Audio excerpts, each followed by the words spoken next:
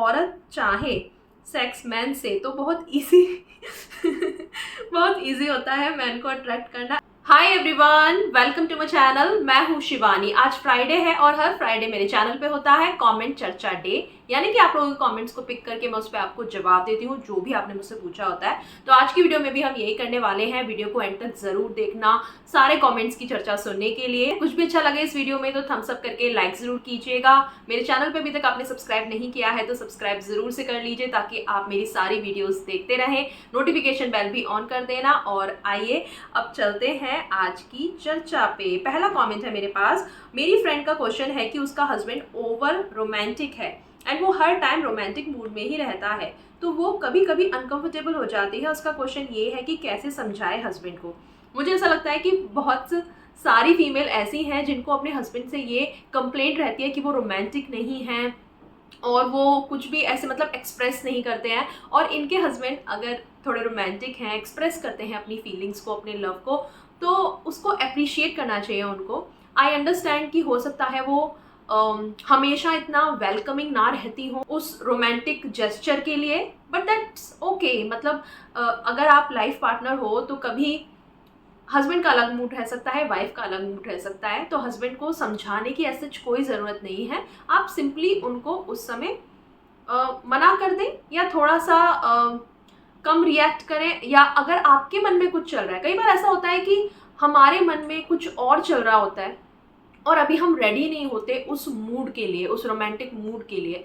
तो अगर आपके मन में कुछ और चल रहा है, आप कुछ और सोच रहे हो, तो अपनी चीज़ भी शेयर करो, ठीक है। कई बार ऐसा होता है कि हम अंदर ही अंदर कुछ और सोच रहे होते हैं, हमारे मन में कुछ चल रहा होता है या हम स्ट्रेस रहते हैं और सामने से हमारा पार्टनर आके कुछ रोमांटिक बात कर रहा है या कुछ इनिशिएट करने की कोशिश कर रहा है रोमांटिकली, तो हमें उससे चिढ़ हो जाती है। चिढ़ने की ज़रूरत नहीं है, आप सिंपली उन्हें मना करो कि अभी एक मिनट रुको, मेरे दिमाग में अभी कुछ और चल रहा है, या फिर पहले ये वाली बात कर लेते हैं। तो इस तरीके से हो सकता है कि हस्बैंड आपको भी थोड़ा सा उस उलझन से, उस स्ट्रेस से बाहर निकाल सके और आपका मूड भी थोड़ा बेटर हो जाए। तो इस तरीके से थोड़ा हैंडल किया जा सकता है इस चीज़ को। नेक्स्ट कमेंट पे आते हैं। ओरल सेक्स के लिए फ्लेवर कॉन्डोम सही है या विदाउट कॉन्डोम करना सही है? अगर वाइफ दोनों कंडीशन में रेडी हो तो मेंस के लिए कॉन्डोम से प्लेजर लो होगा क्या? देखिए, ओरल सेक्स के लिए कॉन्डोम का इस्तेमाल इसलिए बोला जाता है कि ताकि आपको कोई सेक्सुअल ट्रांसमिटेड इन्फेक्शन ना हो। और अगर आप अपनी वाइफ के साथ कर रहे हो या हस्बैंड के साथ कर रहे हो और आपको पता है कि उनका कोई और पार्टनर नहीं है, आप दोनों ही हो एक दूसरे के लिए, तो ऐसा कोई ज़रूरी नहीं है कि आप कॉन्डोम का इस्तेमाल करें। क्योंकि आप दोनों, एक पहली बात तो बेसिक हाइजीन मेंटेन करिए, अपना साफ सफाई रखिए, और दूसरा आपके कोई और पार्टनर मल्टीपल नहीं होने चाहिए। आप दोनों एक दूसरे के साथ ही हैं तो बिना कॉन्डोम के भी किया जा सकता है और आप सेफली कर सकते हैं ये। नेक्स्ट कमेंट पे आते हैं। हेलो मैम, क्या हर मंथ में एक दो बार इंटीमेट होने से वजाना लूज हो जाती है क्या? अगर लूज हो गया है तो इसके लिए कुछ सॉल्यूशन है क्या मैम? नहीं, ऐसा कुछ नहीं है। इंटीमेट होने से या मेस्टुर्बेशन से कुछ भी ऐसी लूजनेस नहीं आती है। सिर्फ और सिर्फ वजाना में लूजनेस आती है कि जब आप या तो एज कर रहे हो, एज के साथ साथ थोड़ा सा जैसे पूरी ही हमारी बॉडी की स्किन जो ढीली होती है, लटकती है, वैसा कुछ ढीलापन आपकी वजाइना में भी होता है, आपके ब्रेस्ट में भी होता है। थोड़ा सा वहाँ पे लूजनेस आती है, थोड़ा सा सैगिंग रहती है। इसके अलावा जिन लोगों की नॉर्मल डिलीवरी हुई होती है, नॉर्मल जब बर्थ होता है बेबी का, तो उस टाइम पे बहुत ज़्यादा स्ट्रेच्ड होती है आपकी वजाइना। हालांकि इसका मतलब ये नहीं है कि वो दोबारा से अपने साइज़ पे नहीं आएगी, वो दोबारा अपने साइज़ पे भी आ जाती है धीरे धीरे टाइम के साथ हील होके। लेकिन थोड़ा सा, हाँ, नॉर्मल बर्थ जब होता है बेबी का तो उसमें थोड़ा सा वहाँ पे लूजपन आता है। इसके अलावा अगर बहुत सारी फीमेल ऐसी हैं जो उसको वापस से पहले जैसा भी कर लेती हैं, अच्छा आप अपना प्रॉपर डाइट लो।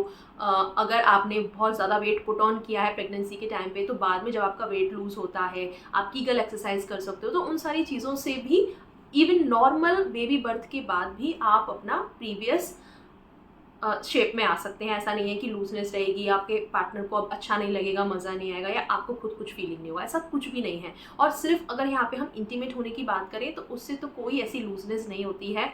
हाँ, ये बात अलग है कि बहुत सारी लड़कियां जब फर्स्ट टाइम इंटीमेट होती हैं तब वहाँ पे एक नेचुरल जो टाइटनेस रहती है वो रहेगी ही, और एक दो बार जब आप इंटीमेट हो जाओगे शुरू में, उसके बाद वहाँ पे थोड़ा सा लूजनेस आ जाती है। और वो उसको लूजनेस भी नहीं कहेंगे, हम ये कहेंगे कि अब आपके वजाइना को पता चल गया है, आदत हो जाएगी उसको धीरे धीरे कि अब हमें इंटीमेट होना ही है, तो हमें उसके लिए रेडी रहना है। अब आपकी वजाना वेट भी होगी, फोर प्ले जब आप करोगे तो वहाँ पे वेटनेस आएगा, अपने आप ही वहाँ पे जगह बन जाती है। तो ये अपने आप जो नेचुरली ही जगह बन जाती है आपकी वजाना में जब वो तैयार होती है इंटीमेट होने के लिए, इसका मतलब ये नहीं है कि वहाँ पे लूजनेस है, इसका मतलब ये है कि आप तैयार हो इंटीमेट होने के लिए। और अगर आप अच्छे तरीके से तैयार होगे तभी आप इंजॉय कर पाओगे, अपने पार्टनर को भी आप रेसिप्रोकेट कर पाओगे ताकि आपके पार्टनर को भी अच्छा लगेगा। सो आई होप आप समझ पाए हो। बाकी और भी कोई कंफ्यूजन है तो आप मुझसे पूछ सकते हैं। नेक्स्ट कमेंट पे आते हैं। हेलो शिवानी, कैसे हो? माय क्वेश्चन इज, क्या सच में सेक्स के बाद मोटे हो जाते हैं? सेक्स का वेट पुट ऑन होने से कोई लेना देना नहीं है, ये दोनों कंप्लीट ही डिफरेंट चीज़ें हैं। बहुत सारे लोग ऐसा नोटिस करते हैं कि शादी के बाद लड़कियों का वेट पुट ऑन हो गया है, तो उसके अलग और भी रीज़न होते हैं, जैसे कि आप थोड़ा सा अपनी डाइट पे कंट्रोल छोड़ देते हो, आप बहुत सारे लोगों के यहाँ रिलेटिव्स के यहाँ जाते हो, आप बाहर खाना खाते हो, हनीमून पे आप बाहर जाते हो, तो बाहर का खाना पीना बहुत हो जाता है। अगर आप अपने डाइट को लेके कॉन्शियस नहीं रहोगे तो आप वेट पुट ऑन कर लोगे। कई बार हमारे हार्मोन भी इसके लिए जिम्मेदार रहते हैं कि एक अगर आप हैप्पी हार्मोन रिलीज कर रहे हो, आपकी सेक्सुअल लाइफ शुरू हो गई है, आप एक डोपामीन में रहते हो, तो खुशी खुशी जब आप खुश रहते हो अपनी लाइफ में, तब आप खाने को लेके भी इतने ज़्यादा केयरफुल नहीं रहते हो कभी कभार, और एक वो कहते हैं ना खुशी वाला खा देते हो कभी कभी आप। तो वो सारी चीज़ों के चलते हो सकता है वो वेट पुट ऑन हो जाए, ना कि सेक्स की वजह से वो हो रहा है। नेक्स्ट कमेंट पे आते हैं। सुहाग रात पे अगर सेक्स ना हो तो क्या थोड़ा बहुत फोर प्ले करना ज़रूरी होता है? क्या एक बार आपने बताया था एकदम नेग्लेक्ट भी नहीं करना चाहिए, तो क्या मैन को अप्रोच करते रहना चाहिए फोर प्ले से स्टार्ट करते हुए? अगर रेडी हो तो आगे कंटिन्यू करना चाहिए, तो स्टार्ट कैसे करना चाहिए, कैसे फोर प्ले में, प्लीज़ 10। देखिए, बार बार ट्राई करते रहना चाहिए तो ये ऐसा लग जाएगा कि आप बहुत ज़्यादा मतलब ज़बरदस्ती कर रहे हो।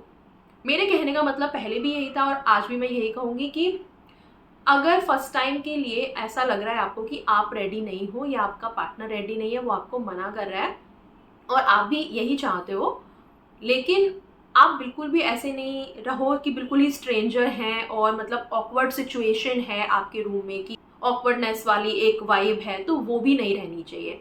सबसे पहली शुरुआत आप कर सकते हो बात करने से लेके, एक वो ऑकवर्ड साइलेंस नहीं रहना चाहिए। सबसे पहले तो उस ऑकवर्ड साइलेंस को ब्रेक करो, कुछ भी बात करो। आपका पार्टनर क्या फील कर रहा है, आप क्या फील कर रहे हो, आप उनको कॉम्प्लीमेंट्स दो, आप उनकी तारीफ करो, कुछ भी मतलब ऐसा कि जो आप दोनों के बारे में हो। रिश्तेदारों की बातें, शादी के फंक्शंस की बातें, ये सब नहीं करना है। आगे की लाइफ को लेके आप बात कर सकते हो, हनीमून पे कहीं जाने वाले हो उससे रिलेटेड बात कर सकते हो। मतलब ये प्यार भरी बात होनी चाहिए, कॉम्प्लीमेंट्स वाली बात होनी चाहिए। या तो आप उनकी केयर दिखा रहे हो, उनसे कुछ पूछ सकते हो, मतलब कुछ ऐसा कि उनको कुछ ज़रूरत है, कुछ चाहिए, वो कंफर्टेबल है या नहीं, तो या तो आप केयर दिखा रहे हो, कॉम्प्लीमेंट्स दे रहे हो, प्यार दिखा रहे हो, फ्यूचर की बात कर रहे हो, तो ऐसी कुछ अच्छी बातें करो, उनसे सवाल पूछो ताकि थोड़ा सा जो एक झिझक है उनके अंदर भी अगर वो टूट जाए। उसके बाद में आप टच से स्टार्ट कर सकते हो। सबसे पहला जो एक फिजिकल थिंग होती है एक कपल के बीच में, वो टच से ही शुरू होती है, हाथ पकड़ने से लेके। उसके बाद में थोड़ा सा अगर आप दूर हो, अगर दूरियां हैं बीच में, दूर बैठे हो, तो थोड़ा सा नज़दीक आइए। हग से फिर नेक्स्ट शुरुआत हो सकती है कि टच के बाद में एक आपने हग किया एक दूसरे को, अपनी फीलिंग्स कुछ भी आप अगर फील कर रहे हो वो उनके साथ शेयर करी। उसके बाद में किस हो सकता है, किस आप यहाँ फोरहेड से शुरू कर सकते हैं, चीक्स से शुरू करते हैं। मेरी एक वीडियो भी है जिसमें मैंने बताया है कि लड़कियों को कहाँ कहाँ पे किस जब मिलता है तो उन्हें बहुत अच्छा लगता है, बहुत लव्ड फील होता है। लिप किस के अलावा और कौन सी ऐसी जगह है, तो मैंने उस पर बात की हुई, आप वो वीडियो देख सकते हैं, मैं यहाँ पे लिंक दे दूँगी। तो किसिंग से आप शुरुआत कीजिए, और अगर आपको लगे कि आपका पार्टनर अच्छे से रिस्पॉन्ड कर रहा है उस चीज़ पे, तो आप उन्हें लिप किस भी कर सकते हो। अगर आप श्योर नहीं हो कि वो रिस्पॉन्ड कर रहा है या नहीं, तो आप उनसे पूछ भी सकते हो। मतलब उन्हें बहुत अच्छा लगेगा कि अगर आप खुद को ज़बरदस्ती थोपने के बजाय उनके ऊपर उनसे पूछोगे कि कैन आई किस यू, मैं आपको किस कर लूँ, ऐसे करके। तो उस हिसाब से भी आप आगे बढ़ सकते हो। इवन आप हर चीज़ के लिए पूछ सकते हो। अगर आपको डाउट है कि आपका पार्टनर रेडी है या नहीं, आपके खुद के अंदर ही एक नर्वसनेस है, जब आप उनकी सामने से हाँ सुनोगे ना कि हाँ आप कर सकते हो, तो आपके अंदर एक अलग ही मतलब कॉन्फिडेंस आएगा थोड़ा सा कि हाँ चलो ये हाँ बोल रही है मेरी पार्टनर, तो मैं आगे जा सकता हूँ। तो लिप किस से फिर आप शुरुआत कर सकते हैं।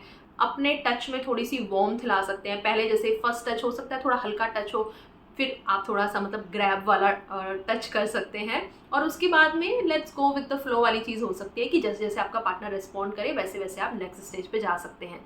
फोर प्ले के बारे में भी मैंने अलग से वीडियो बनाई हुई है कि फोर प्ले में क्या क्या आता है।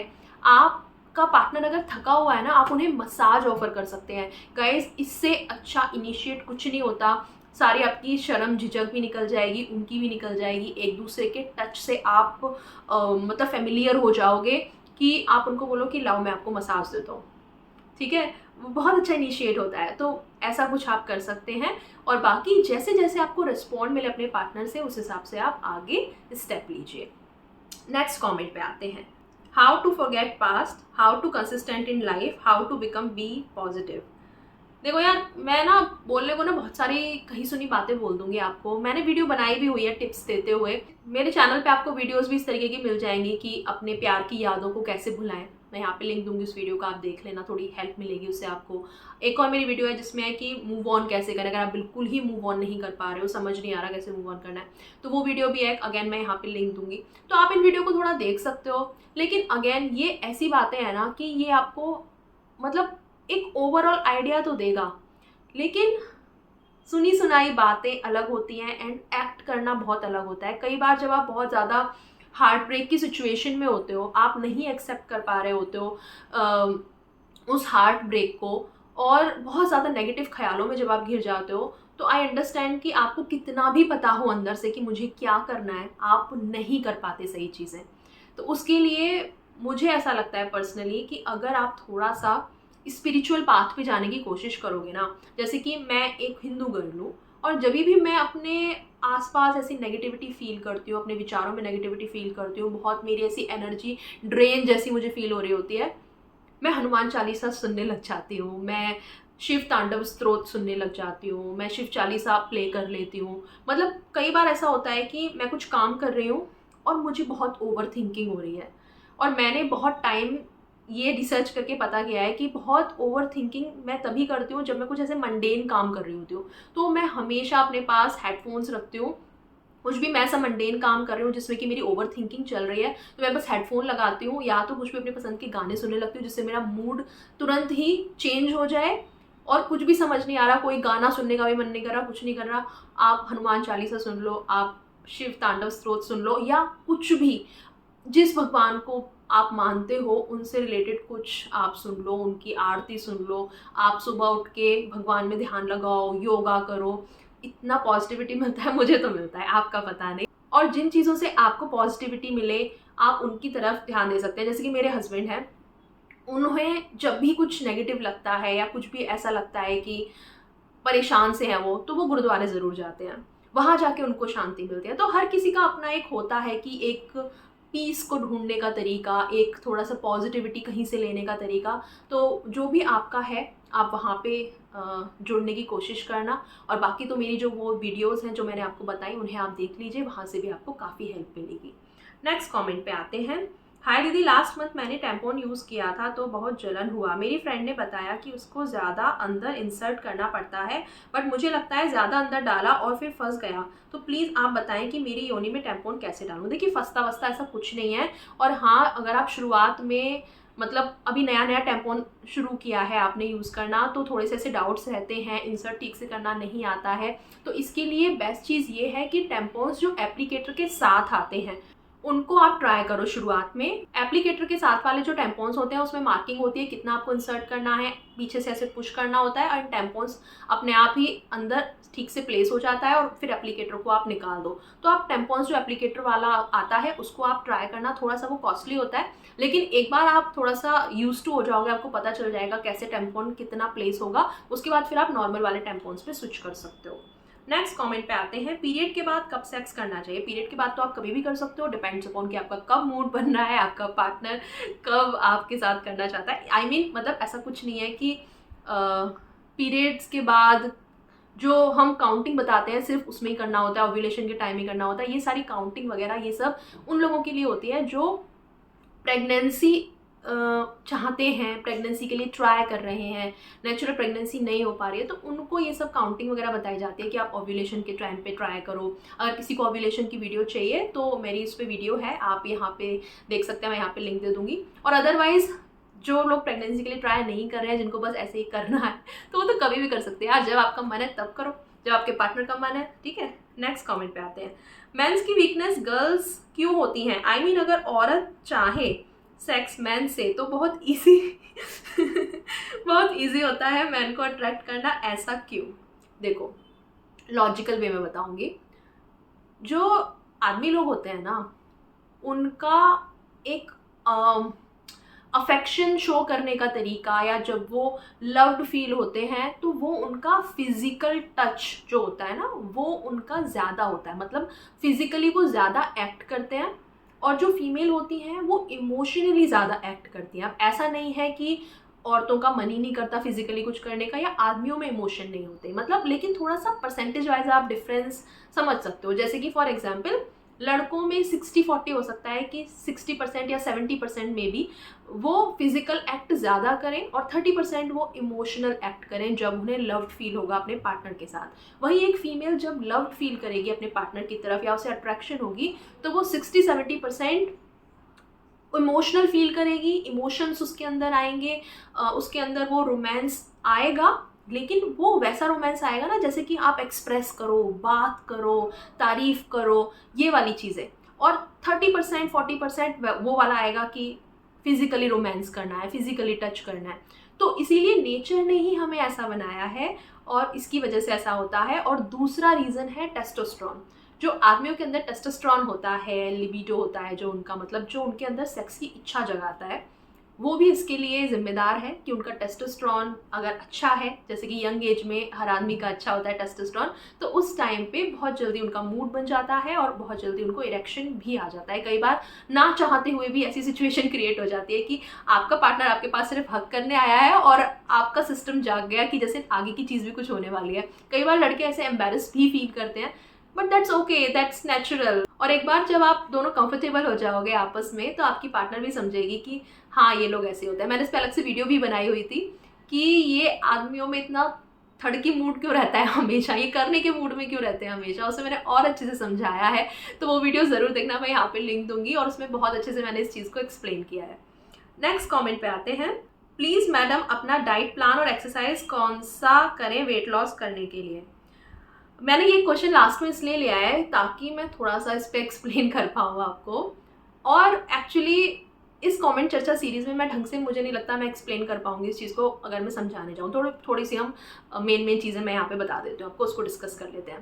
देखो, मेन चीज़ तो ये है कि आप जंक फूड खाना बंद कर दो, आप फ्राइड फूड खाना बंद कर दो, चीनी बंद कर दो। ऐसे चीज़ें खाने की जिनमें कार्ब्स बहुत ज़्यादा होते हैं, जिनमें न्यूट्रिशन वैल्यू दूसरी बहुत कम है, जैसे कि आलू हो गया। आलू वैसे देखा जाए तो एक सब्ज़ी है, घर में आप आलू की सब्ज़ी अगर खा रहे हो, आप अपने अंदर सोचोगे कि यार घर का ही तो बना हुआ खाना है।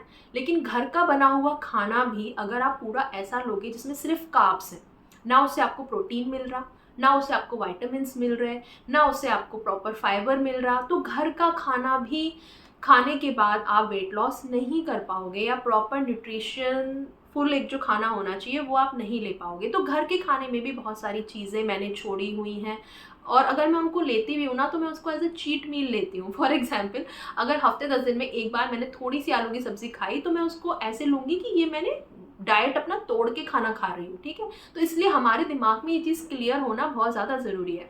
तो आलू की सब्ज़ी हो गई, बैगन की सब्ज़ी हो गई, कटहल हो गया, ये सारे कार्ब्स इनमें बहुत ज़्यादा हाई होते हैं, कैलोरी हाई होती है, तो इनको भी आपको छोड़ना पड़ेगा। इसके अलावा आप अपनी खुद की रिसर्च कीजिए। मैंने तो इतने सारे न्यूट्रिशन के चैनल सब्सक्राइब करे थे शुरू में, वहाँ से बहुत कुछ सीखा था। मैंने हेल्दीफाई में ज्वाइन किया था, जिसके ऊपर मैंने वीडियो भी बनाई हुई है अपने दूसरे चैनल पे कि वहाँ मेरा क्या एक्सपीरियंस रहा।